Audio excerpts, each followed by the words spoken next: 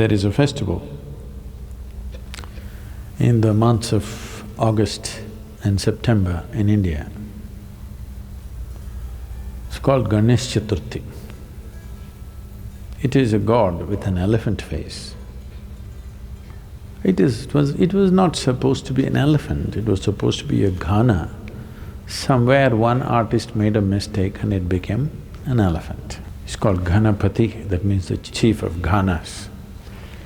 So, they will make an image of Ganesh with clay, unburnt, and then they will paint him up nicely. Some people do without paint, some people will do with paint.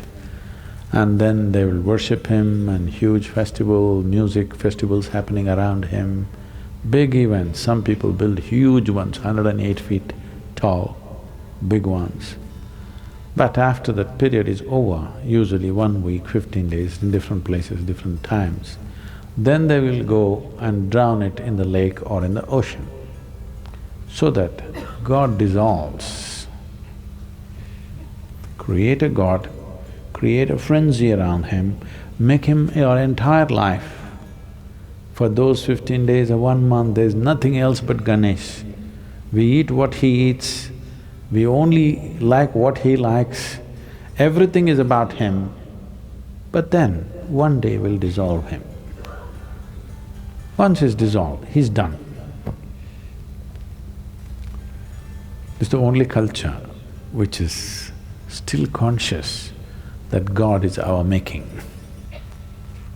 Dissolving him is the symbol that if you use your intellect right, you can dissolve the world. Dissolving the activity of your intellect is no problem. Once you dissolve the world with your imagination, switching off the imagination is not a big problem. You can obliterate the universe with your imagination. In your experience, universe will not exist if you create a powerful imagination. But then, switching off the imagination is a much simpler process. If the imagination is consciously developed, turning it off is easy. Right now, bits and pieces of imagination happening unconsciously, it looks like it's impossible to stop it. So the entire festival is symbolic of this, that we create him and you must see the festivity that happens around him. Usually he's kept in public places. In every home it'll be kept, private ones.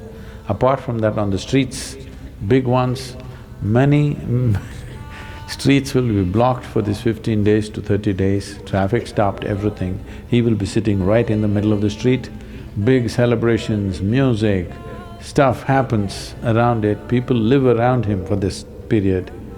But when the time comes, they just go dissolve him and that's about it. He's done. Next 1 year, nobody thinks about it.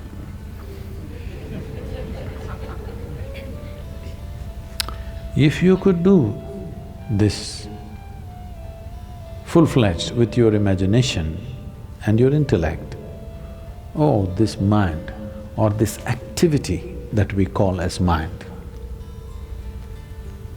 I want you to get this clearly.